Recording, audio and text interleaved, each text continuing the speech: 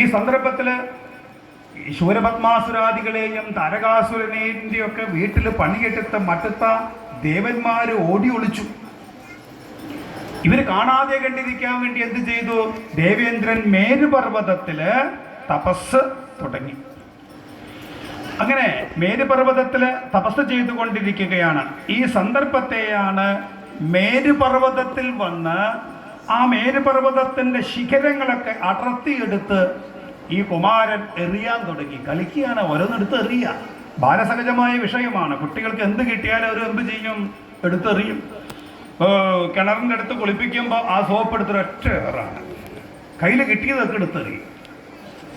അങ്ങനെ പർവ്വതങ്ങളുടെ ശിഖരങ്ങളെ അടർത്തിയെടുത്ത് നാനാഭാഗങ്ങളിലേക്ക് അങ്ങനെ വീശി എറിഞ്ഞു.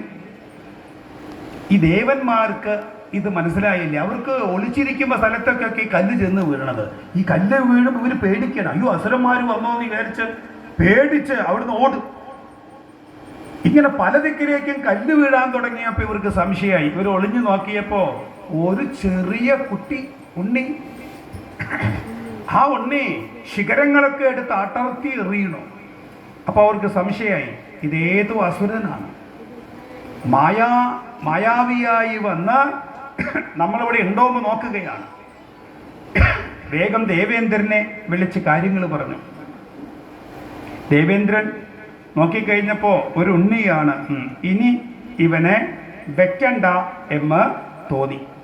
ഉടൻ തന്നെ ഇവനെ വധിക്കാൻ തീരുമാനിച്ച് ദേവേന്ദ്രൻ ദേവന്മാരോടുകൂടി അവിടെ പ്രത്യക്ഷപ്പെട്ട് യുദ്ധം ആരംഭിച്ചു എന്നാണ്. ദേവന്മാരെ ആരെ ഇല്ലാതെ കണ്ടാക്കാൻ വേണ്ടിയിട്ടാണോ അനവധി കാലം തപസ് ചെയ്ത് ഹിമാലയത്തെ സന്തോഷിപ്പിച്ച് ഹിമാലയത്തിൻ്റെ പുത്രിയായി പാർവതി ദേവി വരണമെന്ന് പരാശക്തിയെ തപസ് ചെയ്യണമെന്ന് പറഞ്ഞത്, ആ ഹിമാലയം തപസ് ചെയ്ത് പരാശക്തി പ്രത്യക്ഷപ്പെട്ട് പുത്രീഭാവത്തിൽ വരാമെന്ന് പറഞ്ഞു. ആ പുത്രിയെ കൊണ്ട് മഹാദേവനെ തപസ് ചെയ്ത് മഹാദേവനെ കൊണ്ട് വിവാഹം കഴിപ്പിച്ച് പിന്നെ അതിലൊരു പുത്രനുണ്ടായി. എന്തിനു വേണ്ടിയിട്ടാണ്? ഈ ശൂരപത്മാസുരാദികളെ വധിക്കാൻ വേണ്ടി. ഇതിനൊക്കെ ദേവന്മാർ അനവധി കാലം പ്രാർത്ഥിച്ച് സൃഷ്ടിക്കപ്പെട്ടതായ ആ കുമാരൻ ആദ്യം യുദ്ധം ചെയ്തത് ദേവേന്ദ്രനായിട്ട്. ആ കാലവൈഭവത്തിൻ്റെ സ്ഥിതി അല്ലെങ്കിൽ കർമ്മദോഷത്തിൻ്റെ വൈഭവം എന്നേ പറയുള്ളൂ. അതിഭയാനകമായ യുദ്ധം.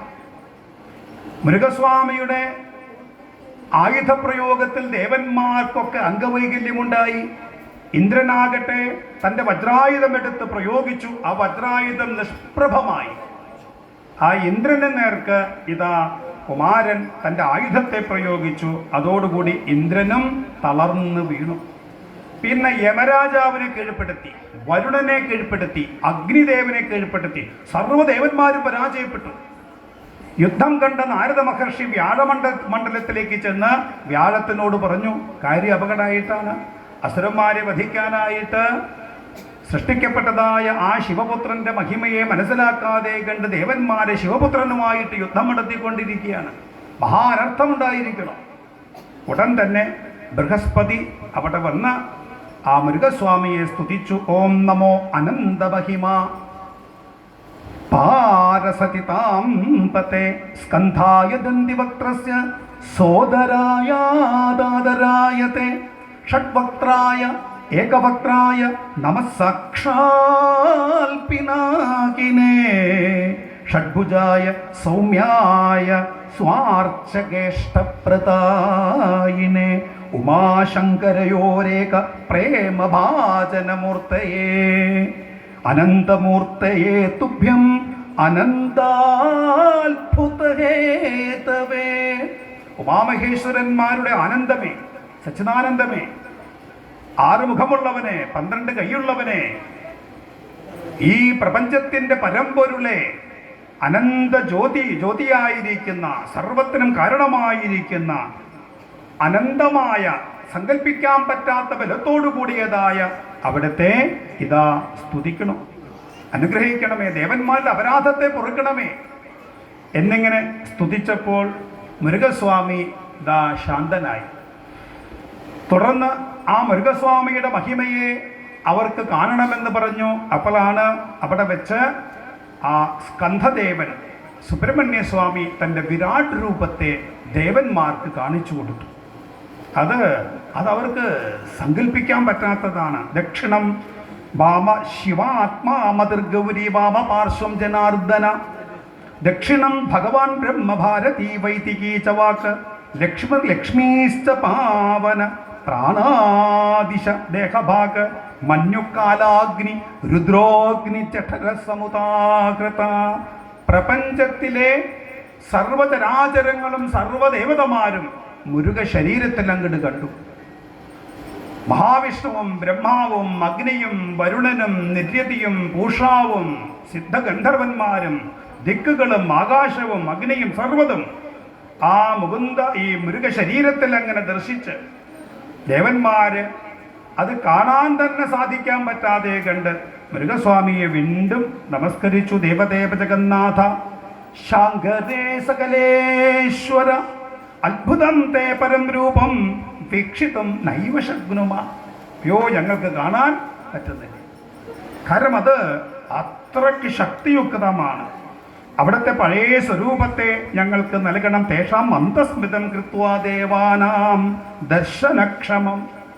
ആ കുമാരഭാവത്തിന് ആര് കണ്ടാലും ഓടിച്ചെന്ന് മറോട് ചേർത്ത് ലാളിക്കാൻ പാകത്തിനുള്ള അവിടുത്തെ സുകുമാരഭാവത്തെ ഞങ്ങൾക്ക് കാണണം എന്ന് പറഞ്ഞു. ഇങ്ങനെ ദേവന്മാര് ആ മൃഗസ്വാമിയെ ഇതാ നന്നായിട്ട് സ്തുതിച്ചു.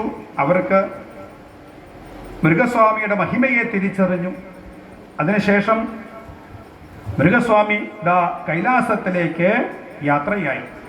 അവിടെ ആരൊക്കെയാണോ അംഗവൈകല്യത്തെ കൊണ്ട് പല ദുരിതമനുഭവിച്ചവര് അവരെയൊക്കെ തന്നെ മൃഗസ്വാമി തൻ്റെ കടാക്ഷത്തെ കൊണ്ട് ജീവിപ്പിച്ചു. അവരുടെ ആ വൈകല്യങ്ങളൊക്കെ തന്നെ ഇതാ മാറ്റുകയും ചെയ്തു. പിന്നീട് ദേവന്മാര് എല്ലാവരും കൈലാസത്തിൽ ചെന്ന് ശൂരപത്മാസുരാദികളെ വധിക്കാനായിട്ട് സ്തുതിക്കാനുള്ള മാർഗമാണ്. ഈ സന്ദർഭത്തിലാണ് സ്കന്ധപുരാണം മുരുകലീലകളിൽ പ്രധാനപ്പെട്ടതായ മറ്റൊരു ലീലയെ സൂചിപ്പിച്ചു.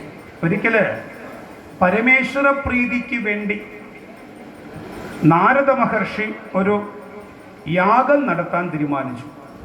എല്ലാവരെയും വിളിച്ചു. വിഷ്ണു ഭഗവാൻ, ബ്രഹ്മാവ്, ദേവേന്ദ്രൻ, മഹർഷിവര്യന്മാര്, ദേവശ്രേഷ്ഠന്മാര് എല്ലാവരോടും കൂടി ആലോചിച്ച് ഗംഭീരമായൊരു യാഗം നടത്താൻ തീരുമാനിച്ചു. യാഗശാലയൊക്കെ കെട്ടി യാഗം തുടർന്നു. ആ യാഗം നടന്നുകൊണ്ടിരിക്കുമ്പോഴാണ് യാഗാഗ്നിയിൽ നിന്ന് ഭീകരനായൊരു മുട്ടനാട് പുറത്തു വന്നു. ഇതെന്തൊരു അത്ഭുതമാണ് എന്നവർ വിചാരിച്ചു കൊണ്ടിരിക്കവേ ആ മുട്ടനാട് അവിടെയുള്ള യാഗസാമഗ്രികളൊക്കെ തന്നെ തട്ടി തകർത്തു. സർവരെയും കൊത്തി ഓടിപ്പിച്ചു. എല്ലാവരും ഭയന്ന് വിറച്ചു. യാഗശാല വിട്ട് എല്ലാവരും ഓടിപ്പോയെന്നാണ്. എന്നാൽ ഈ ഓടിപ്പോയവരെ വിടാതെ കണ്ട് പിന്തുടർന്ന് ഈ മുട്ടനാട് ഉപദ്രവിക്കാൻ തുടങ്ങി. ഇങ്ങനെ സർവദേവന്മാർക്കും ഇതാ ആപത്ത് പറ്റി. അവർക്ക് നിക്കക്കള്ളിയില്ലാതെ കണ്ടായി.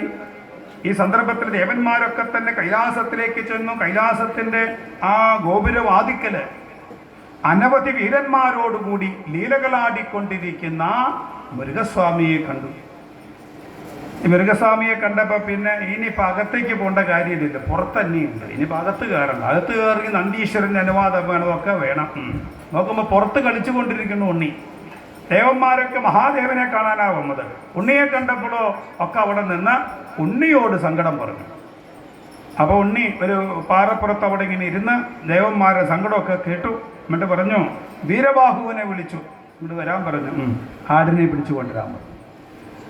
അങ്ങനെ വീരബാഹു സ്കന്ധദേവ കൽപ്പനയെ ശിരസാവഹിച്ചുകൊണ്ട് അജത്തെ പിടിക്കാനായിട്ട് യാത്ര ചെയ്തു.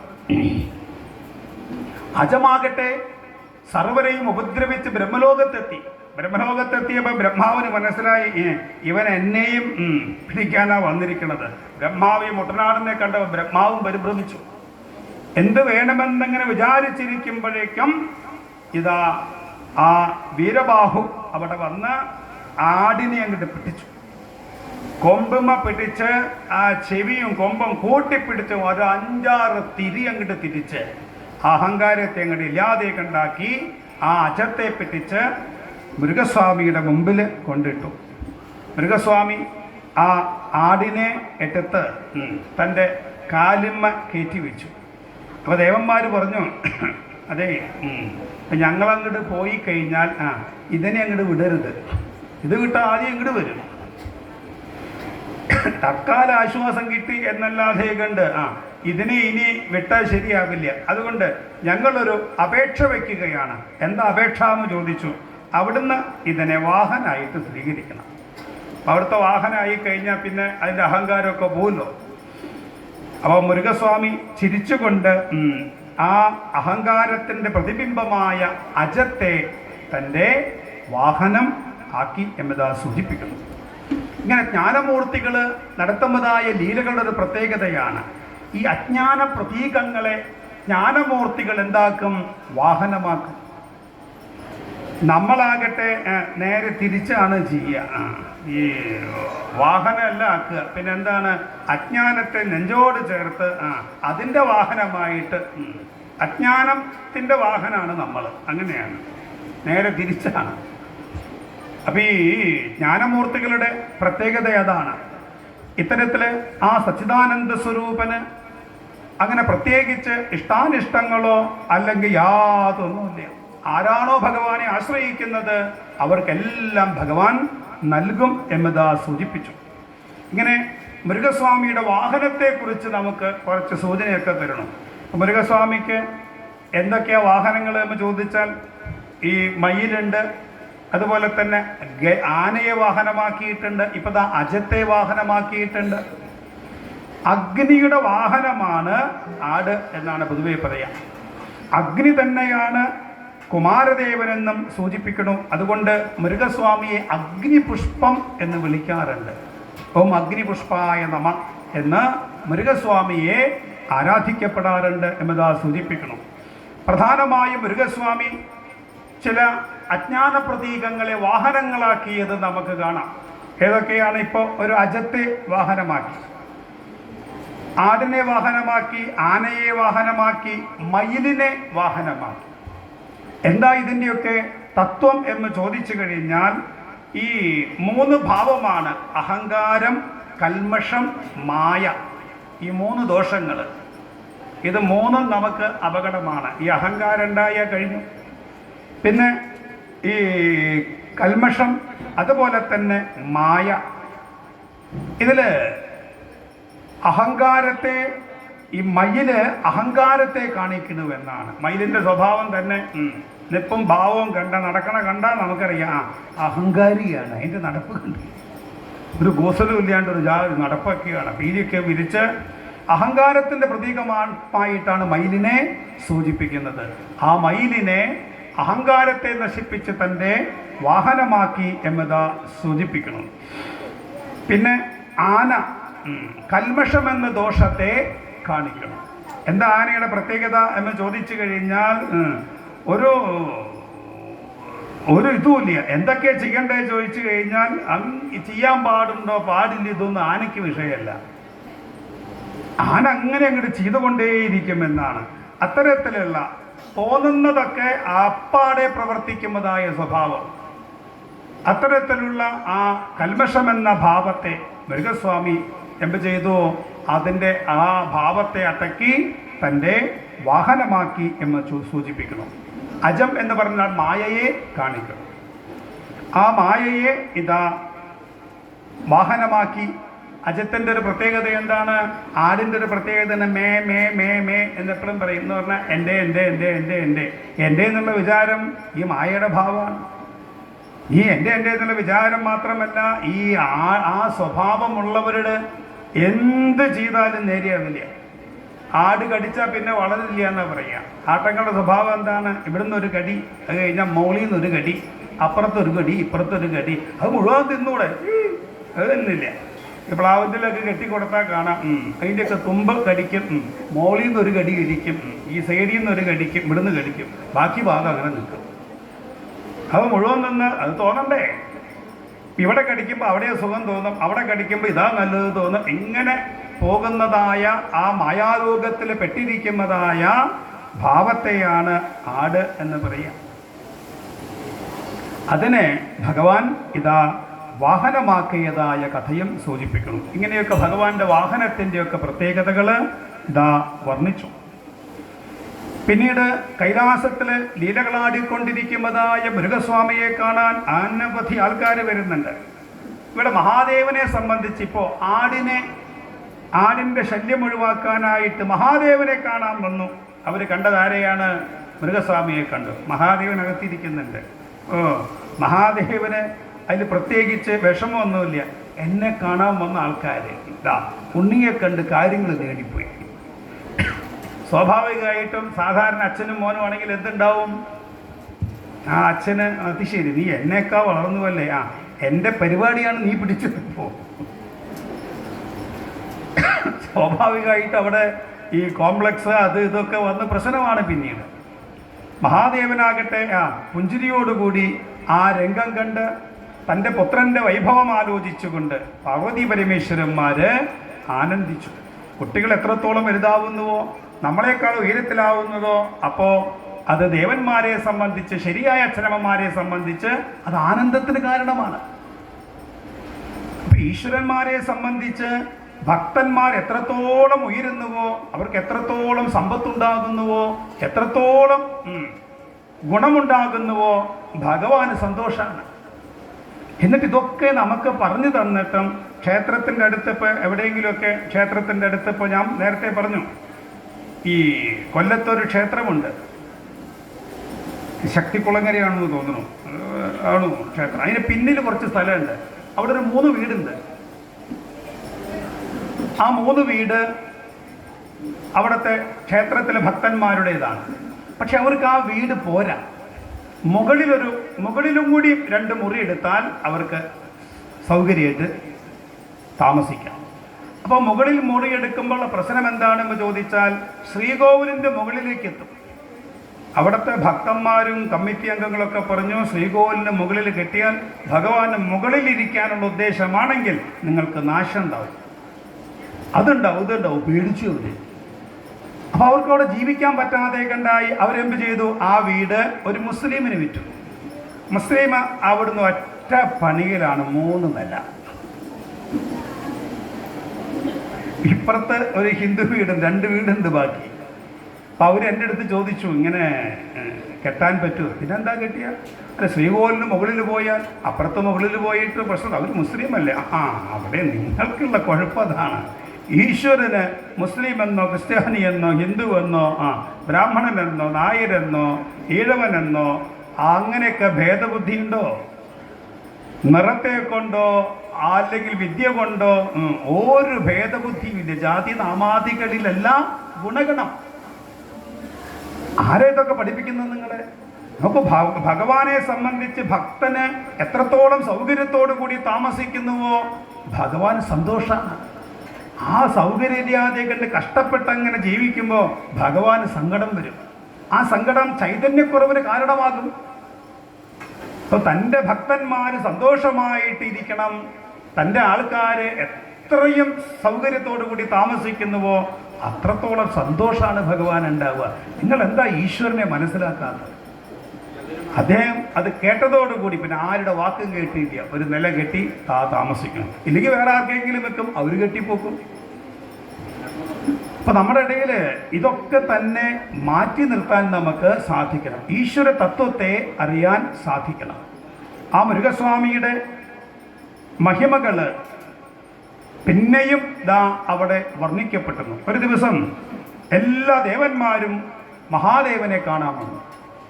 എല്ലാവരും വന്ന് മഹാദേവനെ കാണാൻ വന്നപ്പോൾ മൃഗസ്വാമി അവിടെ ആ ഗോപുരത്തിൻ്റെ അവിടെ കാലൊക്കെ ആട്ടി എന്തൊക്കെയോ സാധനമിട്ട് അടിച്ചും പിടിച്ചും ബാലചേഷ്ട കാണിച്ചു കൊണ്ടിരിക്കുക. ഉണ്ണി അങ്ങനെ അവിടെ ഇരിക്കുന്ന സമയത്ത് സർവ്വദേവന്മാർ വന്ന് ഉണ്ണിയെ നമസ്കരിക്കും. എന്നിട്ട് പോവും. ബ്രഹ്മാവ് ആ വഴിക്ക് വന്നു. ബ്രഹ്മാവ് ഒരു കുട്ടിയല്ലേ എന്ന് വിചാരിച്ചിട്ട് ആരും നോക്കി നമസ്കരിക്കാനൊന്നും പോയില്ല. ഞാൻ ബ്രഹ്മാവ്, ഞാൻ എന്തിനാ ഈ ചെറിയ കുട്ടിയെ നമസ്കരിക്കണത് എന്ന് പറഞ്ഞ് അങ്ങോട്ട് മുമ്പോട്ട് പോയി. അപ്പം മുരുകസ്വാമി വീരബാഹു മുതലായവരെ വിളിച്ചിട്ട് പറഞ്ഞു, പോണ ആ 4 തലയുള്ള ആളുണ്ടല്ലോ എന്ത് വിളിക്കാം. വേഗം മൃഗസ്വാമിയോട് പറഞ്ഞു, ഈ ബ്രഹ്മാവനോട് പറഞ്ഞു, മൃഗസ്വാമി വിളിക്കുന്നുണ്ട്. എന്നെയോ എന്തിനാ വിളിക്കണത്? ചെല്ലാൻ പറഞ്ഞു. ബ്രഹ്മാവിനെ വിളിച്ചു വരുത്തി. ബ്രഹ്മാവ് അടുത്തെത്തിയപ്പോൾ ബ്രഹ്മാവിന് ആകെ ഒരു വിഷമം. കാരണം എല്ലാ ദേവന്മാരും വന്ന് നമസ്കരിച്ചിട്ടാണ് പോകുന്നത്. അതിനിപ്പോൾ ഞാൻ നമസ്കരിച്ചില്ല എന്നുള്ള വിഷമാണെങ്കിൽ പതുക്കെ ഒരു വേണ്ടാണ്ട് ഒരു തൊഴിലുണ്ടല്ലോ നമ്മൾ, അതുപോലെ തലയൊന്ന് താഴ്ത്തി. അപ്പോഴാണ് മുരുകസ്വാമി ചോദിച്ചത്, എന്താ പേര്? ബ്രഹ്മാവ്, ഞാൻ സൃഷ്ടി നടത്തുന്ന ആളാണ്. സൃഷ്ടിയാണ് ഇപ്പോൾ തൊഴിൽ അല്ലേ? പോട്ടെ. ആര് പറഞ്ഞിട്ടായി സൃഷ്ടി ചെയ്യുന്നത്? അത് അവിടുത്തെ പിതാവായ മഹാദേവൻ പറഞ്ഞിട്ടാണ്. കൊള്ളാം, സൃഷ്ടിയാണ് ചെയ്യുന്ന തൊഴിൽ അല്ലേ? എങ്കിൽ ശാസ്ത്രങ്ങൾ എത്ര പഠിച്ചിട്ടുണ്ട്? അപ്പോൾ വേഗം പറഞ്ഞു, എണ്ണമില്ലാത്ത ശിവാഗമ ശാസ്ത്രങ്ങളുടെ ഉറവിടമായ അവിടുത്തെ പിതാവായ ഗംഗാധരൻ എനിക്ക് കുറേയൊക്കെ പറഞ്ഞു തന്നിട്ടുണ്ട്. ഞാനതൊക്കെ പഠിച്ചിട്ടുണ്ട്. വേദങ്ങളൊക്കെ എൻ്റെ മുഖത്ത് തന്നെ നിവസിക്കുകയാണ്. വേദങ്ങളൊക്കെ അറിയൂല്ലേ? വേദം എന്ന് പറഞ്ഞാൽ എൻ്റെ മുഖത്തുള്ളതല്ലേ? എന്നാൽ എന്തെങ്കിലും ഒരു വേദം, ഋഗ്വേദം ഒന്ന് ജപിക്കൂ, കേൾക്കട്ടെ. ബ്രഹ്മാവിനാകെ നാണക്കേട്. ഋഗ്വേദം ജപിക്കും. ഒരു കുട്ടിയാണ് പറയണത്.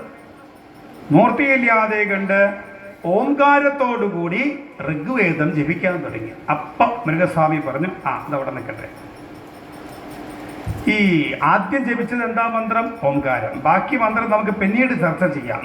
ആദ്യത്തെ മന്ത്രത്തിൻ്റെ അർത്ഥം വ്യാഖ്യാനം ചെയ്തിട്ട് അടുത്ത മന്ത്രത്തിലേക്ക് കിടക്കാം. അതുകൊണ്ട് പറഞ്ഞു, സകല മന്ത്രങ്ങൾക്കും എല്ലാത്തിനും ആദ്യം ജപിക്കേണ്ടതായ പ്രണവത്തിൻ്റെ അർത്ഥം എന്താണ്? ആ പ്രണവത്തിൻ്റെ പൊരുൾ എന്താണ് എന്ന് മുരുകസ്വാമി ചോദിച്ചപ്പോൾ ബ്രഹ്മാവ് ആകെ വട്ടം കറങ്ങി എന്നാണ്. താരകമന്ത്രം എന്നാണ് പ്രണവത്തെ പൊതുവെ നമുക്ക് പറഞ്ഞു തരാറ്. താരകം എന്ന പദത്തിന് എന്താ അർത്ഥം? താരകം എന്ന പദത്തിനർത്ഥം തരണം ചെയ്യുന്നത് എന്തോ അത് താരകം എന്നർത്ഥം. അപ്പം നമ്മളെ തരണം ചെയ്യാൻ, സംസാരമാകുന്ന സമുദ്രത്തെ തരണം ചെയ്യുവാനുള്ള തോണിയാണ് എന്ത്? പ്രണവം. ഈ പ്രണവോപാസന വളരെ പ്രധാനപ്പെട്ടതാണ്. നമ്മൾ ഇന്നലെ പ്രണവം ജപിച്ചു. 3 വട്ടം പ്രണവം ജപിച്ചപ്പോൾ തന്നെ അന്തരീക്ഷത്തിനുണ്ടായ മാറ്റം ആലോചിച്ച് നോക്കൂ. ഈ യോഗയിൽ വളരെ പ്രധാനപ്പെട്ടതാണ് പ്രണവോപാസന. നമുക്ക് എല്ലാവർക്കും പ്രണവോപാസന ചെയ്യാം. ആ പ്രണവോപാസന വളരെ പ്രധാനപ്പെട്ടതാണ്. ഒരിക്കൽ ഈ ശ്രീരാമകൃഷ്ണ പരമഹംസരുടെ ആശ്രമത്തിൽ വിവേകാനന്ദ സ്വാമികൾ എല്ലാവരും ആ പരമഹംസരുടെ ഉപദേശപ്രകാരം അങ്ങനെ താമസിക്കുകയാണ്. അങ്ങനെ ഇരിക്കുമ്പോഴാണ് ഒരു മഹായോഗി പരമഹംസരുടെ ആശ്രമത്തിലേക്ക് വന്നു. ഈ മഹായോഗിയെ കണ്ടപ്പോൾ പരമഹംസര് വിവേകാനന്ദനോട് പറഞ്ഞു, മഹായോഗിയാണ്, അദ്ദേഹത്തിൻ്റെ കഴിവുകൾ അപാരമാണ്. ഈ കഴിവുകളൊക്കെ അദ്ദേഹത്തിന് കിട്ടിയത് എങ്ങനെയാണെന്ന് ചോദിച്ചാൽ, ആ കഴിവുകളൊക്കെ അദ്ദേഹത്തിൻ്റെ തോളിലൊരു സഞ്ചി കിടക്കുന്ന കണ്ടില്ലേ? അതൊരു പുസ്തകത്തിൽ എഴുതി വെച്ചിട്ടുണ്ട്. അതോടെ വിവേകാനന്ദ സ്വാമിക്കാകട്ടെ അറിവ് കിട്ടാനുള്ള ദാഹം ശക്തമാണ്. അറിവുണ്ടാക്കണം. അപ്പൊ ഈ യോഗിയെ പിന്തുടരാൻ തുടങ്ങിയ വിവേകാനന്ദ സ്വാമികൾ ആ പുസ്തകം എങ്ങനെയെങ്കിലും കൈവശപ്പെടുത്തണം. എന്നിട്ട് എന്തിനു വേണം? അതുകൊണ്ട് എവിടേക്കെങ്കിലും പോകണം. അതിലെ കാര്യങ്ങളൊക്കെ മനസ്സിലാക്കി നല്ല ജ്ഞാനമുണ്ടാക്കണം, അനവധി യോഗശക്തി ഉണ്ടാവണം എന്നൊക്കെ വിചാരിച്ച് മുരുകസ്വാമി കുറച്ച് ദിവസം, ഈ വിവേകാനന്ദ സ്വാമി കുറച്ച് ദിവസമായിട്ട് ഇയാളുടെ പിന്നാലെയാണ്. പക്ഷേ ഈ യോഗി എന്ത് ചെയ്യണോ? എവിടേക്ക് പോകുമ്പോഴും ഈ പുസ്തകം കൊണ്ടുപോകും. ബാത്റൂമിൽ പോകുമ്പോൾ വരെ കക്ഷത്ത് വെച്ചിട്ട് കൊണ്ടുപോകാം. അപ്പം ഇതിലെന്തോ കാര്യമായിട്ടുണ്ടെന്ന് മനസ്സിലായി.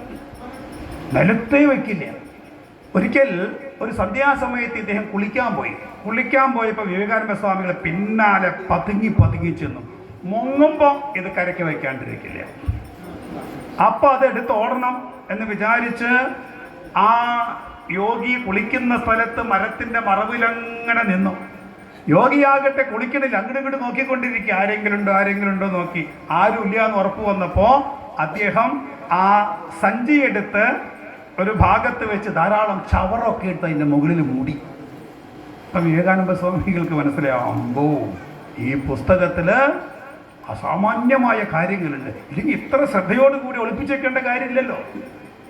അങ്ങനെ ചവറൊക്കെ കൊണ്ട് ആ തോൾ സഞ്ചി മൂടി വീണ്ടും ആ ചുറ്റുപാടും നോക്കി ആരുമില്ല എന്ന് ഉറപ്പുവരുത്തിയപ്പോൾ ഇദ്ദേഹം ആ പുഴയിൽ അങ്ങോട്ട് മുങ്ങണ്ട താമസം വിവേകാനന്ദ സ്വാമി ഓടിച്ചെന്ന് ആ ചവറൊക്കെ തട്ടി ആ ബാഗ് എടുത്ത് ഒരൊറ്റ ഓട്ടാണ്. ഈ യോഗി ഇത് കണ്ട് യോഗി പിന്നാലെ നിക്കടാ നിക്കടാ തിഷ്ട തിഷ്ട എന്നൊക്കെ പറഞ്ഞ് പിന്നാലെ ചെല്ലുന്നുണ്ട്. വിവേകാനന്ദ സ്വാമിയുടെ ആരോഗ്യം ഇവർക്കുണ്ടാവുന്നുണ്ട്. വിവേകാനന്ദ സ്വാമി ഒരു പോക്കാണ്. ഓടിയ സ്ഥലത്ത് പുല്ല് ഉണക്കില്ല എന്ന് പറഞ്ഞ പോലെയാണ്. എവിടെയോ ഒരു വിജനമായ സ്ഥലത്തെത്തി കിതപ്പൊക്കെ മാറ്റി വളരെ ആകാംക്ഷയോടുകൂടി ആ ബാഗ് സഞ്ചി തുറന്നു. അതിലൊരു പുസ്തകം പട്ടുകൊണ്ട് പൊതിഞ്ഞു വെച്ചിരിക്കുക. ആ പുസ്തകം ആവേശത്തോടു കൂടി എടുത്ത് അത് തുറന്നു നോക്കിയപ്പോൾ ആ പുസ്തകത്തിൽ എഴുതി വെച്ചിരിക്കുന്നത് ഓം ഓം ഓം. പുസ്തകത്തിൽ നിറച്ച് എഴുതി വെച്ചിരിക്കുന്നു ഓം ഓം മാത്രം. ഇതൊക്കെ ഓം ഞാൻ ചെല്ലണമല്ലേ? ഇതിനു വേണ്ടിയിട്ടാണോ ഞാൻ ഇത്രയും ദിവസം കഷ്ടപ്പെട്ടത്? ഓം മാത്രമേ ഉള്ളൂ. ദേഷ്യം എന്ന പുസ്തകം അങ്ങോട്ട് ഇട്ടു. അപ്പോഴേക്കും യോഗി അവിടെ എത്തി. വിവേകാനന്ദനെ നോക്കിയിട്ട് പറഞ്ഞു, നിനക്കൊരു പുച്ഛം പ്രണവത്തോടല്ലേ? ഞാൻ വിചാരിച്ചു വലിയ വലിയ കാര്യങ്ങളൊക്കെ ഉണ്ടെന്നാണ് വിചാരിച്ചത്. ആ വലിയ കാര്യമുണ്ടതിൽ എനിക്കറിയാമായിരുന്നു. ഞാൻ വന്ന ദിവസം മുതൽ നീ ഈ പുസ്തകത്തിൽ നോട്ടിട്ടത് ഞാൻ അറിഞ്ഞു. നീ എൻ്റെ പിന്നാലെ ഉണ്ടെന്ന് എനിക്കറിയാം. ഞാൻ കുളിക്കാൻ ഇറങ്ങുന്ന സമയത്ത് നീ മരത്തിൻ്റെ മറവിൽ നിൽക്കുന്നത് ഞാൻ കണ്ടു. അവിടെ ചവറ് കൊണ്ട് മൂടിയിട്ടതും നീ എടുക്കുമെന്ന് അറിയുന്നത് കൊണ്ടാണ്. എടുത്തു കഴിഞ്ഞാൽ നീ ഓടും, ഇവിടെ വരും എന്ന് എനിക്കറിയാം. എന്നിട്ട് നിനക്കാകട്ടെ പ്രണവത്തോട് പുച്ഛം. യോഗീശ്വരൻ പറഞ്ഞു, ഒന്നും വേണ്ട, പ്രണവം മാത്രം മതി. നീ പ്രണവോപാസന ചെയ്യും. നീ ഏതൊക്കെ ജന്മത്തിലൂടെ എന്തൊക്കെ ആർജിച്ചിട്ടുണ്ടോ ആ അറിവ് മുഴുവനും നിന്നിലേക്ക് അങ്ങനെ വരാൻ തുടങ്ങും. അജ്ഞാതമായ വഴികളിൽ നിന്നും അനവധി അറിവുകൾ നമ്മളിലേക്ക് ഒഴുകിയെത്തും. ഈ ജ്ഞാതമായ വസ്തുക്കളിൽ നിന്ന് മാത്രമല്ല അറിവ്, അനവധി അറിവുകൾ നമ്മളിൽ നിന്നും അജ്ഞാതമായ വസ്തുക്കളിൽ നിൽക്കുന്നുണ്ട്. പ്രപഞ്ചത്തിലാകമാനം അറിവുകൾ അങ്ങനെ നിറഞ്ഞൊഴുകിക്കൊണ്ടിരിക്കുകയാണ്. അതിനെ നമ്മളിലേക്ക് തടസ്സമില്ലാതെ കണ്ട് ഒഴുക്കാൻ നമുക്ക് സാധിക്കണം. അതിന് വളരെ പ്രധാനപ്പെട്ടതാണ് പ്രണവം. ആ ഓംകാരത്തിൻ്റെ പ്രാധാന്യം അതാണ്. താരക ബ്രഹ്മമായിട്ട് ഇതാ സൂചിപ്പിക്കുന്നു. സർവ മന്ത്രങ്ങൾക്കും അധിപനായിട്ടിരിക്കുന്നതും പ്രണവമാണ് എന്ന് പറഞ്ഞ് ആ പ്രണവത്തിൻ്റെ അർത്ഥം അറിയാതെ കണ്ട് ബ്രഹ്മാവങ്ങനെ പരിങ്ങി, അയ്യോ ആദ്യം തന്നെ ഈ മന്ത്രത്തിൻ്റെ അർത്ഥമൊക്കെ പഠിക്കുന്നതിന് പകരം പ്രണവാർത്ഥത്തെ ഞാൻ ചോദിച്ചില്ലല്ലോ മഹാദേവനോട്. ഇനിയിപ്പോൾ എന്താ വേണ്ടത്? കോപം ഭാവിച്ചുകൊണ്ട് സൃഷ്ടികർത്താവായ അവിടത്തേക്ക് പ്രണവത്തിൻ്റെ അർത്ഥമറിയില്ല എങ്കിൽ അങ്ങക്ക് എന്ത് യോഗ്യതയാണ് സൃഷ്ടി നടത്താൻ? മൃഗസ്വാമി പ്രഖ്യാപിക്കുകയാണ്, ഏതേത് കർമ്മം ചെയ്യുമ്പോഴും ആ കർമ്മത്തിന് യോഗ്യത വേണം. യോഗ്യതയില്ലാത്തവര് കർമ്മത്തെ ചെയ്യുമ്പോൾ ഉണ്ടാകുന്ന പ്രശ്നം എന്താണെന്ന് ചോദിച്ചാൽ ചെയ്യുന്നതൊക്കെ തന്നെ അപകടമാവും. ഏത് കർമ്മത്തിനും അതിന് യോഗ്യത വേണം. അത് ഏതാണെങ്കിലും ശരി. ഒരു ഭക്ഷണം വെക്കണമെങ്കിൽ ഭക്ഷണം വെക്കാനുള്ള യോഗ്യത വേണം, ഇല്ലെങ്കിൽ വായിൽ വെക്കാൻ കൊള്ളില്ല.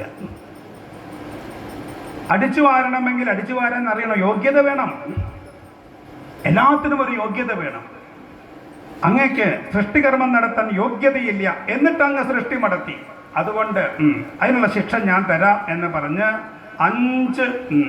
4 തലയിൽ നന്നായിട്ട് പ്രഹരിച്ചു. പിന്നെ പാദം കൊണ്ട് ഒരു അടിയും കൊടുത്തു എന്നാണ് കാലിന്. ബ്രഹ്മാവിന് ഈ നക്ഷത്രം എണ്ണി ബ്രഹ്മാവ് വല്ലതും മിണ്ടാൻ പറ്റും? ഒന്നും മിണ്ടാൻ പറ്റണില്ല. ബ്രഹ്മാവിൻ്റെ അഹംഭാവമൊക്കെ അങ്ങോട്ട് പോയി.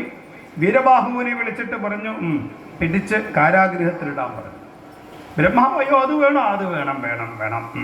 ബ്രഹ്മാവിൻ്റെ കൈകാലുകൾ ചെങ്ങല കൊണ്ട് ബന്ധിച്ച് കാരാഗൃഹത്തിലിട്ടു. ആ മുരുകസ്വാമിയുടെ ശിക്ഷയുടെ പ്രത്യേകത നമ്മളോടൊക്കെ പറയുകയാണ്, ഏതൊരു കാര്യം ചെയ്യുമ്പോഴും അതിനെന്ത് വേണം? യോഗ്യത ഉണ്ടാവണം. അത് നിർബന്ധമാണ്. ആ യോഗ്യത ഇല്ല എങ്കിൽ എന്ത് ചെയ്യണം? യോഗ്യത ഉണ്ടാക്കണം. ഏതൊരു രംഗത്താണോ പ്രവർത്തിക്കുന്നത് അവിടെ പ്രവർത്തിക്കണ യോഗ്യത ഉണ്ടാക്കുക തന്നെ വേണം. ഇപ്പൊ പാരായണം ചെയ്യുകയാണെങ്കിൽ അതിന് യോഗ്യത വേണം. പൂജ കഴിക്കണമെങ്കിൽ എന്ത് വേണം? അതിന് യോഗ്യത ഉണ്ടാക്കണം. എല്ലാവർക്കും ആ യോഗ്യത ഉണ്ടാവണമെന്നില്ല, പക്ഷെ അത് തുടങ്ങിക്കഴിഞ്ഞാൽ എന്തുണ്ടാവണം? അതുണ്ടാക്കാനായിട്ട് ശ്രമിക്കണം. ശാസ്ത്രങ്ങൾ പഠിക്കണം, എല്ലാവരുടെ വിഷയങ്ങളിലും ഇടപെടണം. ഞാൻ ഇന്നലെ ഈ സുരേന്ദ്രശാന്തി ഇരിക്കുന്നുണ്ട് ഇവിടെ. സുരേന്ദ്രശാന്തി ഇരിക്കുന്നത് കൊണ്ട് പറയല്ല, അദ്ദേഹത്തെക്കുറിച്ചൊരു പോസ്റ്റ് ഞാൻ ഇട്ടിരുന്നു. കാരണം എന്നെ അത്ഭുതപ്പെടുത്തിയ ഒരു പൂജാരി കൂടിയാണ് സുരേന്ദ്രശാന്തി. ഉള്ള കാര്യം പറയാറ്, കഴിഞ്ഞ വർഷം എനിക്ക് വായനയ്ക്ക് സമയം ശരിയാവാതെ കണ്ടിരുന്നു. എനിക്കിവിടെ കഥ പറയണേണ്ട ഒരു പ്രശ്നമായിരുന്നില്ല. സത്യം പറഞ്ഞാൽ ഈ സുരേന്ദ്രശാന്തിയെ കാണുമ്പോൾ ഉള്ള ഒരു സന്തോഷം, അത് നഷ്ടപ്പെട്ടൊരു വേദനയായിരുന്നു സത്യം പറഞ്ഞാൽ കഴിഞ്ഞ തവണ എനിക്കുണ്ടായത്. ഉള്ള കാര്യം പറയാനാണ്. ഞാൻ വായന എനിക്ക് ഈ കഥകൾ ഇഷ്ടംപോലെ പറയാൻ എല്ലാ സ്ഥലത്തും എനിക്ക് അവസരമുണ്ട്. നിരന്തരമായിട്ട് കഥകൾ പറയുന്നുണ്ട്. എവിടെയെങ്കിലും ഒരു വായന നമുക്ക് നഷ്ടപ്പെടുമ്പോൾ എനിക്ക് വേദനയൊന്നും ഉണ്ടാവാറില്ല. പക്ഷെ ഇവിടെ അതിൻ്റെ കാരണം ഞാൻ അന്വേഷിച്ചു. കാരണം എനിക്കിപ്പോൾ സ്കന്ദപുരാണം എനിക്ക് അധികമൊന്നും വർഷത്തിലൊരിക്കലോ അങ്ങനെയൊക്കെ ഉള്ളൂ. പക്ഷെ എന്താ ഒരു മാനസികമായ ഒരു വിഷമം ഞാനിങ്ങനെ ആലോചിച്ചു കൊണ്ടിരുന്നപ്പോൾ അതിൻ്റെ അടിസ്ഥാന കാരണം മനസ്സിലായി. കാരണം എന്താ ചോദിച്ചാൽ, ഈ ഒരു വ്യക്തിയെ നമ്മൾ ഇഷ്ടപ്പെടുകയും ആ വ്യക്തി എപ്പോഴും കാണണമെന്നൊന്നുമില്ല, കൊല്ലത്തിലൊരിക്കൽ കാണാൻ സാധിക്കുമല്ലോ എന്നൊരു ചിന്ത, ആ സമയത്ത് കാണാൻ സാധിച്ചില്ലല്ലോ എന്നൊരു വിഷമം എനിക്ക് സത്യമായിട്ടുണ്ട്. ഞാൻ ഇതുവരെ പറഞ്ഞിട്ടില്ല. അതെന്താ കാരണം ചോദിച്ചു കഴിഞ്ഞാൽ, ഈ അദ്ദേഹം ഇവിടെ എല്ലാം ഞാൻ പലപ്പോഴും ശ്രദ്ധിക്കപ്പെട്ടിട്ടുണ്ട്. ഫോൺ വിളിച്ചിട്ട് കുട്ടികൾ വന്നില്ലല്ലോ, എന്താ അവർ വരാത്തത്, എന്താ ഇവർ വരാത്തത്, എല്ലാവരോടും വിളിച്ച് കാര്യങ്ങൾ അന്വേഷിക്കണു. എല്ലാവരുടെയും എല്ലാ വിഷയത്തിലും ഇപ്പോൾ ഒരു ഡാൻസ് കളിക്കുകയാണെങ്കിൽ പാടിക്കൊടുക്കണു. ഏത് പൂജാരിയെ പാടിക്കൊടുക്കുക? അമ്പലത്തിലെ പൂജ കഴിഞ്ഞ് കെട്ടിയ പൈസയും മടിയിലെടുത്തിട്ട് ഇനി കൂടുതൽ കെട്ടാൻ വല്ല മാർഗം കൊണ്ടൊന്ന് ഓടി നടക്കുക. ധനത്തിന്റെ പിന്നാലെയാണ് സർവരും. അപ്പം അതിൽ നിന്ന് വ്യത്യസ്തമായിട്ട് ഒരാളെ കാണുമ്പോൾ അത് എന്തുകൊണ്ടാണെന്ന് ചോദിച്ചാൽ സമാന സ്വഭാവമാണ്. ഞാൻ പൂജാരിയായിരിക്കുന്ന സമയത്ത് ആ ഭക്തജനങ്ങൾക്ക് തിരുവാതിര കളിക്കാനും അതുപോലെ തന്നെ അവരെ ടൂർ കൊണ്ടുപോകാനും അവരുടെ ഓരോ ഗൃഹങ്ങളിലെ പ്രശ്നങ്ങളെ മനസ്സിലാക്കിക്കൊണ്ട് ഞങ്ങളൊരു ടീമായി മാതൃസമിതി ഉണ്ടാക്കി, എന്തെങ്കിലും ദുഃഖങ്ങളോ ദാരിദ്ര്യങ്ങളോ പ്രശ്നങ്ങളോ ഉണ്ടെങ്കിൽ ഞങ്ങൾ അവിടെ പോയി നാമം ജപിച്ച് അവർക്ക് വലിയ ആശ്വാസം പകർന്നുകൊണ്ട് നമ്മൾ അങ്ങനെ ഒരു കാലത്ത് പൂജാരിയായിട്ട് ഞാനിരുന്നു. അത് പിന്നെ ആ ദേവിയുടെ അനുഗ്രഹത്തെ കൊണ്ടാണ് നമുക്ക് ധാരാളം ദിക്കിൽ പോയി പ്രഭാഷണം ചെയ്യാനൊക്കെ സാധിച്ചത്. അവിടെ നിൽക്കാൻ പറ്റാത്തതിന് കാരണം അത് മറ്റു പല പ്രശ്നങ്ങളാണ്. അവിടെ ഈ മറ്റുള്ളവർക്ക് നമ്മുടെ പ്രവർത്തനവും ഈ രീതിയൊക്കെ കണ്ടപ്പോൾ സംശയം തോന്നി. ഇയാൾ ഈ പഞ്ചായത്ത് പിടിച്ചെടുക്കുമെന്നൊക്കെ പേടിച്ച് അങ്ങനെയാണ് അവിടുത്തെ സത്സംഗങ്ങളും ടൂറും ഒക്കെ അവർ നിർത്തിയത്. കേവലം ഒരു രാഷ്ട്രീയ ലാഭത്തിന് വേണ്ടി ആണ് അവരത് ചെയ്തത്. അവർക്ക് ഇതെല്ലാം ഇപ്പോൾ കുറ്റബോധമൊക്കെ ഉണ്ട് അവർക്ക്. അവർ പലരും എന്ന് പറഞ്ഞു. അപ്പം ഈ എങ്ങനെ ആയിരിക്കണം ഒരമ്പലത്തിലെ പൂജാരി എന്ന് ചോദിച്ചു കഴിഞ്ഞാൽ, അമ്പലത്തിലെ പൂജാരി കേവലം ദേവനെ പൂജിച്ച് അവിടുന്ന് കിട്ടുന്ന പൈസ മാത്രം അല്ല ആഗ്രഹിക്കേണ്ടത്. ആ പൂജാരി ജനങ്ങളുടെ മുഴുവനും ആശ്വാസമാകണം. അവർക്ക് എന്തെന്ത് വിഷമമുണ്ടോ അത് പറയാൻ പാകത്തിനുള്ളൊരു വ്യക്തിത്വമാകണം. അവിടെയാണ് ആ ക്ഷേത്രത്തിൻ്റെയും അതുപോലെ തന്നെ സർവത്തിൻ്റെയും പുരോഗതിക്ക് കാരണമായിരിക്കുന്നത്.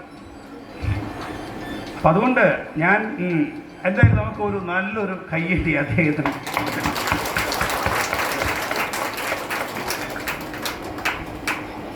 അത് ഒരാളെ പുകഴ്ത്തുകയല്ല, അദ്ദേഹത്തെ പുകഴ്ത്തിച്ച് അദ്ദേഹത്തിന് ഒരു പ്രശ്നവുമില്ല. ഇനിയിപ്പം മോശമായിട്ട് പറഞ്ഞാൽ അദ്ദേഹത്തിന് കുഴപ്പമില്ല. അപ്പോഴും ചിരിക്കും, ഇപ്പോഴും ചിരിക്കും. അത് അനവധി ഇപ്പം കഴിഞ്ഞ ആദ്യത്തെ വർഷം 6 ദിവസം വന്നപ്പോൾ ഞാൻ നിരീക്ഷിച്ചു, ഇപ്പോൾ വന്നു, ഇപ്പോഴും നിരീക്ഷിച്ചു. ആ നിരീക്ഷണത്തിൻ്റെ ഒരു ഇത് തന്നെയാണ്. അവിടെയാണ് യോഗ്യത എന്ന് പറഞ്ഞാൽ എന്താ യോഗ്യത? അതാണ് യോഗ്യത. ആ യോഗ്യതയുള്ളവരായിരിക്കണം അവിടുത്തെ പൂജാതി കർമ്മങ്ങൾ. ആ പൂജയുടെ ഫലമായിട്ട് നമുക്ക് അദ്ദേഹം പൂജിക്കണ്ട, മുദ്ര കാണിക്കണ്ട, ആ സാന്നിധ്യം മതി എന്നാണ് അവിടെ. ദേവനെ സംബന്ധിച്ച്, മുരുകസ്വാമിയെ സംബന്ധിച്ച്, സച്ചിദാനന്ദ സ്വാമിയെ സംബന്ധിച്ച് സാന്നിധ്യം മതി. അതാണ് അതിൻ്റെ ഒരു പ്രത്യേകത. ഇവിടെ മുരുകസ്വാമി നമുക്ക് പറഞ്ഞു തരുന്ന വിഷയവും ഇത് തന്നെയാണ്. ആ യോഗ്യത, ആ ബ്രാഹ്മണ്യത്തെ സ്വീകരിക്കണം. ആരാ പൂജാരി എന്ന് ചോദിച്ചാൽ, എന്നോട് ചോദിച്ചാൽ ഞാൻ പറയും ബ്രാഹ്മണനാണ് പൂജയ്ക്ക് അർഹത. ബ്രാഹ്മണൻ എന്ന് പറഞ്ഞാൽ എന്താണ്? ഗുണമാണ്. അത് രൂപത്തെ കൊണ്ടോ ചിഹ്നത്തെ കൊണ്ടോ ഒന്നുമല്ല സൃഷ്ടിക്കപ്പെടുന്നത്, അതൊരു ഗുണമാണ്.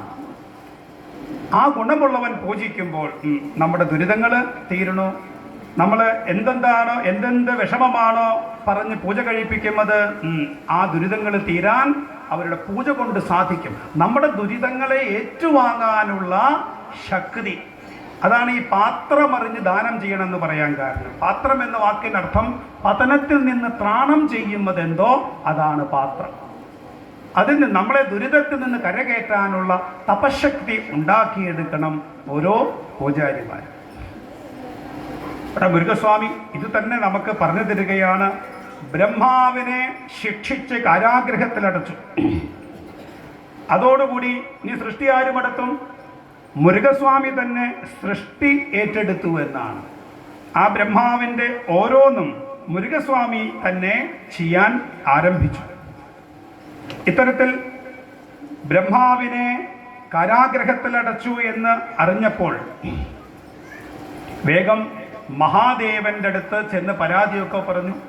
മുരുകസ്വാമിയാകട്ടെ ഒരു തൃക്കരത്തിൽ ജപമാല എടുത്തു, മറ്റൊരു തൃക്കരത്തിൽ കമണ്ടലു ധരിച്ചു, മറ്റൊരു തൃക്കരത്തിൽ കമണ്ടലു ധരിച്ച് മറ്റ് കൈകളിൽ അഭയ വരദങ്ങളെ സ്വീകരിച്ചുകൊണ്ട് ബ്രഹ്മാവിനെ പോലെ ഇരുന്ന് സൃഷ്ടികർമ്മങ്ങൾ ചെയ്തു. അത് കഴിഞ്ഞാൽ വീണ്ടും കുമാരനാവും. സൃഷ്ടിയുടെ കാര്യങ്ങളും അതിൻ്റെ ഉത്തരവാദിത്വം വരുമ്പോൾ ബ്രഹ്മാവാകും. പ്രപഞ്ചത്തിനോ ബാക്കിയുള്ളവർക്കോ ഒരു പ്രശ്നവും ഉണ്ടാവരുത്. ഇതാണ് ഈശ്വരത്വം. തൻ്റെ കർമ്മങ്ങളെ കൊണ്ട്, തൻ്റെ പ്രവൃത്തി കൊണ്ട്, തൻ്റെ കോപത്തെ കൊണ്ട് ആർക്കും ഒരു ഉപദ്രവവും ഉണ്ടാവരുത്. ഇവിടെ ശിക്ഷയാണ്. ആ ശിക്ഷ കൊണ്ട് ആർക്കും ഒരു ഉപദ്രവവും ഉണ്ടാകരുത്. അതുകൊണ്ട് സൃഷ്ടികർമ്മം സ്വയം ഏറ്റെടുത്ത് നടത്തി. തുടർന്ന് മഹാദേവന്റെ അടുത്ത് പരാതി പറഞ്ഞു. മഹാദേവൻ ഇത് കേട്ട് ചിരിച്ച് നന്ദീശ്വരനോട് പറഞ്ഞു, ഞാൻ പറഞ്ഞു എന്ന് പറയാം, മോചിപ്പിക്കാൻ പറയാം. ഏകം നന്ദീശ്വരൻ ചെന്ന് മൃഗസ്വാമിയോട് പറഞ്ഞു, ശ്രീ പരമേശ്വര ആജ്ഞയോട് കൂടിയിട്ടാണ് ഞാൻ വന്നിരിക്കുന്നത്. മഹാദേവൻ പറഞ്ഞിരിക്കുന്നു ഈ ബ്രഹ്മാവിനെ മോചിപ്പിക്കണമെന്ന്. മുരുകസ്വാമിക്ക് അങ്ങോട്ട് ദേഷ്യം വന്നു. നന്ദീശ്വരനോട് പറഞ്ഞു, ഇതൊന്നും നീ എൻ്റെ അടുത്ത് പറയണ്ട, എത്രയും പെട്ടെന്ന് എൻ്റെ മുമ്പിൽ നിന്ന് നീ പൊക്കോളൂ.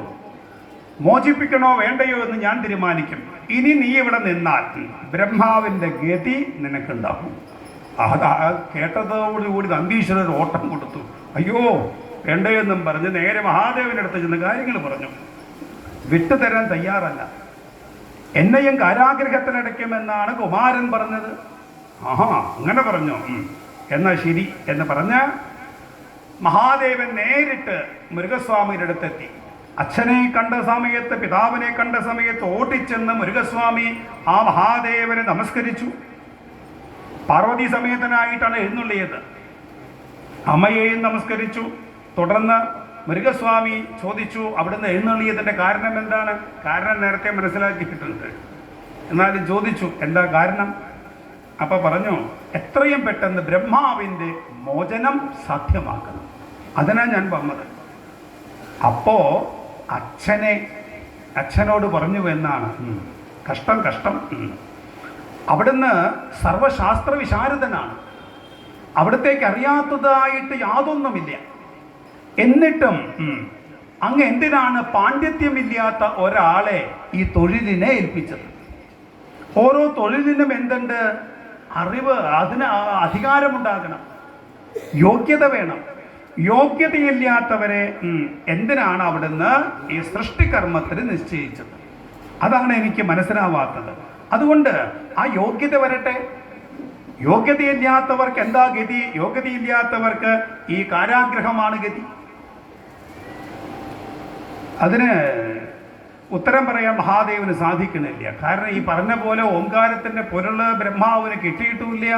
ബ്രഹ്മാവിനെ ആ സ്ഥാനത്ത് വെച്ചത് ഞാനാണ്, അതിന് യോഗ്യനല്ല എന്ന് മകൻ പറയുമ്പോൾ ചുറ്റും നിൽക്കുന്ന ആൾക്കാരൊക്കെ ഇങ്ങനെ നോക്കിക്കൊണ്ടിരിക്കുകയാണ്. വേഗം മഹാദേവൻ നന്നായിട്ട് ആജ്ഞാപിച്ചു. ഇത് പിതാവിൻ്റെ ആജ്ഞയാണ്. ഹേ കുമാര, നീ എത്രയും പെട്ടെന്ന് ബ്രഹ്മാവിനെ മോചിപ്പിക്കണം എന്നൊക്കെ ഒന്ന് കടുത്ത സ്വരത്തിൽ പറഞ്ഞപ്പോൾ പിന്നെ കുമാരൻ സംശയിക്കുന്നുണ്ടല്ല. വീരബാഹുവിനെ വിളിച്ചു കൊണ്ടുവരാൻ പറഞ്ഞു. ബ്രഹ്മാവിനെ മോചിപ്പിച്ചു. ബ്രഹ്മാവ് ക്ഷീണത്തിൽ ഇങ്ങനെ കിടക്കുകയാണ്. മഹാദേവൻ അടുത്ത് വന്നിട്ട് പറഞ്ഞു, ഈ കാരാഗ്രഹവാസം ദുരിതായോ, വിഷമായോ എന്നൊക്കെ ചോദിച്ചപ്പോൾ പറഞ്ഞു, അവിടുത്തെ കുമാരൻ അടിയന് നൽകിയത് കാരാഗ്രഹവാസമല്ല, പിന്നെ എന്താ, പർണാശ്രമവാസമാണ്. എന്നെ ആ കാരാഗ്രഹവാസം മാറ്റി. ഇത്രയ്ക്ക് അറിവില്ലാത്തവനാണ് ഞാനെന്ന് എനിക്ക് ബോധ്യപ്പെട്ടു. പ്രണവത്തിൻ്റെ പൊരുളറിയാത്തതായ ഞാൻ ഈ സൃഷ്ടികർമ്മത്തിന് അർഹനല്ല എന്നെനിക്ക് ബോധ്യപ്പെട്ടു. എൻ്റെ എല്ലാ അഹങ്കാരവും പോയി എന്ന് പറഞ്ഞ മുരുകസ്വാമിയെ ഇതാ നമസ്കരിച്ചു. തുടർന്ന് മഹാദേവൻ അവിടെ വെച്ച് മുരുകസ്വാമിയോട് ചോദിച്ചു, കുമാര, ബ്രഹ്മാവിന് പോലും അറിയാത്തതായ പ്രണവത്തിൻ്റെ പൊരുള് നിനക്കറിയും? അല്ലെങ്കിൽ നീ ചോദിക്കില്ലല്ലോ. അറിയുമെങ്കിൽ എല്ലാവരും മുമ്പിൽ വെച്ച് പറയാൻ പറഞ്ഞു.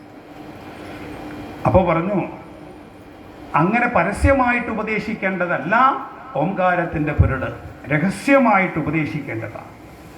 ഇനിയിപ്പോൾ അവിടത്തേക്ക് ഓംകാരത്തിൻ്റെ പൊരുൾ അറിയണമെങ്കിൽ എന്ത് വേണം? അവിടുന്ന് എൻ്റെ ശിഷ്യനായിട്ട് വരണം എന്നും ആ ശിഷ്യനായിട്ട് വന്നു കഴിഞ്ഞാൽ അവിടത്തേക്ക് ഓംകാരപ്പൊരുളിൻ്റെ അർത്ഥത്തെ ഞാൻ പറഞ്ഞു തരാം എന്നിങ്ങനെ പറഞ്ഞപ്പോൾ മഹാദേവനും പാർവതീദേവിക്ക് അതത്ര ഇഷ്ടപ്പെട്ടിട്ടൊന്നുമില്ല. പക്ഷേ മഹാദേവൻ പറഞ്ഞു, എന്നാൽ പിന്നെ ഓംകാരത്തിൻ്റെ പൊരുള് അറിഞ്ഞിട്ട് തന്നെ കാര്യം. അവിടുത്തെ ശിഷ്യനാവാൻ ഒരു മടിയുമില്ലാതെ കണ്ട് ഇതാ മഹാദേവൻ ശിഷ്യനായി എന്നതാ സൂചിപ്പിക്കപ്പെടുന്നു. അത്തരത്തിലുള്ള ആ അത്ഭുതകരമായ സന്ദർഭം ഇതാ അവിടെ വർണ്ണിച്ചു. ഇനി ഓംകാരത്തിൻ്റെ പൊരുള് അവിടെ മഹാദേവൻ ഉപദേശിക്കുകയാണ്. എന്താ ഓംകാരത്തിൻ്റെ പൊരുള്? പ്രണവാർത്ഥം എന്താണ് അത് വർണ്ണിച്ചു. പ്ര എന്ന് പറഞ്ഞാൽ സവിശേഷമായത് എന്നർത്ഥം, വിശേഷമായത് എന്നർത്ഥം. നവം എന്ന് പറഞ്ഞാൽ പുതിയത് എന്ന് പറഞ്ഞാൽ ആലോചിക്കും തോറും പുതിയ അറിവ് ഉണ്ടാക്കപ്പെടുന്നതായ വസ്തു എന്താണോ അതാണ് പ്രണവം.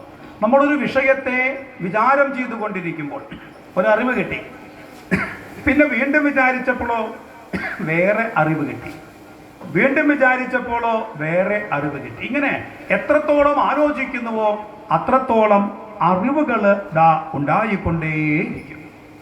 പിന്നെ മറ്റൊരർത്ഥം, കാലപ്രവാഹത്താൽ തേഞ്ഞ് മാഞ്ഞ് പോകാതെ കണ്ട് എപ്പോഴും ഒരേപോലെ നിലനിൽക്കുന്നത് എന്തോ അതാണ് പ്രണവം.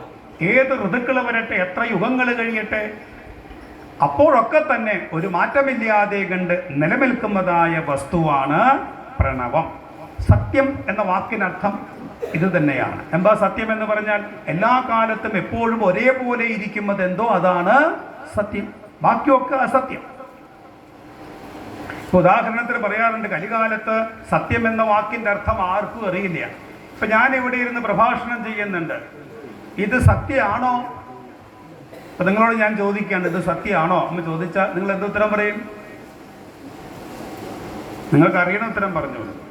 നിങ്ങളെ സംബന്ധിച്ച് എന്താണ്? ഇപ്പോൾ ഞാൻ പ്രഭാഷണം ചെയ്യുന്നുണ്ട്, എൻ്റെ വാക്ക് നിങ്ങൾ കേൾക്കുന്നുണ്ട്, ഇത് സത്യമാണോ? നിങ്ങളെ സംബന്ധിച്ച് എന്താണ്? സത്യമാണ് അല്ലേ? ശരി, കേൾക്കുന്നുണ്ട്, അനുഭവിക്കുന്നുണ്ട്. അപ്പം ഞാൻ പറയും, ഞാനിപ്പോൾ പറയുന്നതും നിങ്ങൾ കേൾക്കുന്നതും അസത്യമാണ്. ഇനി അത് പോട്ടെ, നിങ്ങളൊക്കെ ഇവിടെ ഇരിക്കുന്നുണ്ട്, എല്ലാവരും ഇരിക്കുന്നുണ്ട് ഇല്ലേ? ഇത് സത്യമാണോ? പിന്നെ സത്യമല്ലാണ്ട് പിന്നെ ഞങ്ങളിവിടെ ഇരിക്കണത് സത്യമല്ലേ? എന്നോട് ചോദിച്ചാൽ ഞാൻ പറയും, ഈ ഇരിക്കണതൊന്നും സത്യമല്ല. പിന്നെ എന്താണ്? പൊളിയാണ്, പൊളി. അതെന്താ അങ്ങനെ പറയാൻ കാരണം? ഈ വേദാന്തത്തിൻ്റെ ചില പ്രശ്നങ്ങൾ അതാണ്. നമുക്ക് പ്രത്യക്ഷത്തിൽ കേൾക്കുമ്പോൾ അംഗീകരിക്കാൻ പ്രയാസം വരും, എന്നാൽ അതിൻ്റെ ഉള്ളിലേക്ക് ഇറങ്ങി ചെല്ലുമ്പോൾ കാര്യം പിടികിട്ടും. നമ്മൾ സത്യം, പ്രണവം, ഇതിൻ്റെയൊക്കെ അർത്ഥത്തെ സൂചിപ്പിക്കുന്നു. എന്താണ്? എല്ലാ കാലത്തും എപ്പോഴും ഒരേപോലെ ഉള്ളത് എന്തോ അതാണ് സത്യം. അത് മനസ്സിലായില്ലേ? എല്ലാ കാലത്തും എപ്പോഴും ഒരേപോലെ ഉള്ളത് എന്തോ അത് സത്യം. ഇപ്പം ഞാനൊരു പറയുകയാണ്, 12:30 സമയം പ്രഭാഷണം നടത്തിക്കൊണ്ടിരിക്കുകയാണ്, എല്ലാ കസേരയിലും എല്ലാ ആൾക്കാരും ഉണ്ട്. സത്യമാണോ? അപ്പോൾ വേറെ ആൾ ചോദിച്ചു, വെറുതെ പറയുക അല്ല, സത്യമാണ്. ഇത്രയും ആൾക്കാർ ഇരിക്കുന്നുണ്ട്, സത്യമാണ്. അവനെന്ത് ചെയ്തു? അവരിത് കാണാനായിട്ട് പുറപ്പെട്ട് 3 മണിയാകുമ്പോൾ ഇവിടെ വന്നു. നോക്കിക്കഴിഞ്ഞപ്പോൾ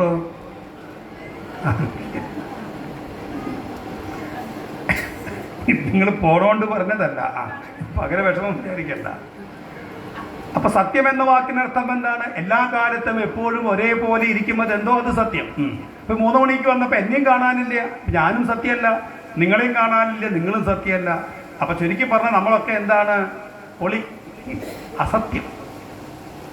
അതാണ്. ഇപ്പൊ ഈ ശരീരം സത്യമാണോ എന്ന് ചോദിച്ചാലോ, എല്ലാ കാലത്തും എപ്പോഴും എൻ്റെ കൂടെ ഈ ശരീരമുണ്ട്, അപ്പൊ സത്യമാവണ്ടേ ചോദിച്ചാൽ അതെങ്ങനെ സത്യമാവും? ശരീരം സത്യമല്ല, ഈ കാണപ്പെടുന്നതായ ഭൂമി സത്യമല്ല, സൂര്യൻ സത്യമല്ല, പ്രപഞ്ചം സത്യമല്ല. കാരണം എന്താണ്? ഇന്നല്ലെങ്കിൽ നാളെ ഇതൊക്കെ നശിക്കും. ഈ ശരീരത്തിന്റെ സ്ഥിതി ആലോചിച്ച് നോക്കൂ. എങ്ങനെ സത്യമാകും? ഇതിങ്ങനെ നിരന്തരമായിട്ട് മാറിക്കൊണ്ടിരിക്കുകയല്ലേ. ഇതെപ്പോഴാ വീഴുക? ഒന്നും പറയാൻ പറ്റില്ല. കാലത്തും ഉച്ചയ്ക്കും അന്ത്യയ്ക്കും രാവിലും കാലം തൻ വെൺമഴു കൈയെഴാതെ ആയുർദ്രുമൂലത്തിലാഞ്ഞാഞ്ഞു വെട്ടുന്നുണ്ടായതു ഹൃൽസ്പന്ദ വേദ്യമാർക്കും. കാലത്തും ഉച്ചയ്ക്കും അന്ത്യയ്ക്കും രാവിലും കാലൻ മഴുകൊണ്ട് വെട്ടിക്കൊണ്ടിരിക്കുന്നുണ്ട് ഈ ശരീരത്തെ. എപ്പോൾ വേണമെങ്കിലും വിടാം. അപ്പം ഇത് സത്യമാണോ ശരീരം? അല്ല. ഇന്നിപ്പോൾ ഞാൻ പറയുന്നത് സത്യമാണ്. ചിലപ്പോൾ നാളെ കാലത്താവുമ്പോൾ ചിലപ്പോൾ ആരുണ്ടാവില്ല, ഞാനുണ്ടാവില്ല, പോയിട്ടുണ്ടാവും. ഞാൻ ടൗണിലേക്ക് ഇങ്ങനെ പോകുമ്പോൾ ഒരാൾ ഓടി വന്നു, അയ്യോ തിരുമേനി എത്ര കാലമായി കണ്ടിട്ട്, ഇപ്പം ഇവിടെ ഒന്നും ഇല്ലേ? ഇവിടെയൊക്കെ ഉണ്ട്. ഇങ്ങനെ വായനയ്ക്ക് പോകുന്നത് കാരണം ഇവിടെ കുറച്ച് വരുന്നുള്ളൂ. വിശേഷമൊന്നുമില്ല. ശരി തിരുമേനി എന്നും പറഞ്ഞ് അയാൾ അങ്ങോട്ട് വീട്ടിലേക്ക് പോയി. ഞാൻ ടൗണിൽ പോയി. തിരിച്ചു വന്നപ്പോൾ ഒരു ഫ്ലക്സ് ഇരിക്കുന്നു, ആദരാഞ്ജലികളെ. നോക്കുമ്പോൾ ഇയാളുടെ ഫോട്ടോ. ഞാൻ പറഞ്ഞു, ഇത് നിങ്ങൾക്ക് തെറ്റിപ്പറ്റിയതോ? ഞാൻ അങ്ങോട്ട് പോകുമ്പോൾ ഇയാൾ എന്നോട് സംസാരിച്ച ആളാണ്. വരുമ്പോഴേക്കും അയാളുടെ ഫ്ലക്സ് വെച്ചു, ആദരാഞ്ജലികൾ. കാരണം ഇത് എപ്പോഴാണ് വീഴുകയെന്ന് നമുക്ക് പറയാൻ പറ്റില്ല. അതുകൊണ്ടാണ് ഈ ശരീരം എൻ്റേതാണോ? അല്ല. എൻ്റെ ശരീരമാണെങ്കിൽ ഞാൻ പറയുന്നത് പോലെ കേൾക്കണം. ഇത് നിരന്തരമായിട്ട് മാറിക്കൊണ്ടിരിക്കുകയാണ്. ഇച്ചോടി മൂവന്തി ചോപ്പോളി മാച്ചിടും നിശ്ചയം കാലമാം രാവിൻ പാണി കൈശികമാകൂമി അല്ലീലും കാലത്തിൻ വാസരത്തിൻ പാണി വെള്ളപൂശും. എത്ര തുടുതുടുത്ത ശരീരമുണ്ടാകട്ടെ, കാലക്രമേണ അതൊക്കെ പോയി അവസാനം മുണ്ട് പിഴിഞ്ഞ് വെച്ച മൊത്തമാവും. നോക്കാം, തലയൊക്കെ നരച്ച കൊമ്പളങ്ങ നരച്ച പോലെയാവും. ഈ തലയൊക്കെ നരയ്ക്കണമെന്ന് ഉദ്ദേശം എന്താ ചോദിച്ചാൽ അടുത്ത കല്യാണത്തിനുള്ള സമയമായി. മുല്ലപ്പൂവൊക്കെ ചൂടി ഇരിക്കുക ഓരോരുത്തർ. എന്താണ് സ്മരണമാകുന്ന വരനടുത്തേക്ക് പോവാന്ന് പ്രകൃതി നമുക്ക് കാണിച്ചു തരുന്നുണ്ട്. ഈ ശരീരത്തിന്റെ സ്ഥിതി എന്താണ്? എന്തുണ്ടെങ്കിലും ഒരഹങ്കരിച്ചിട്ട് ഒരു കാര്യമില്ല. ഇതൊക്കെ നമുക്ക് നഷ്ടപ്പെടും. ചിലവർ കുറെ മുടിയുണ്ടെന്നൊക്കെ വിചാരിച്ച് അഹങ്കരിക്കും. പണ്ട് എനിക്ക്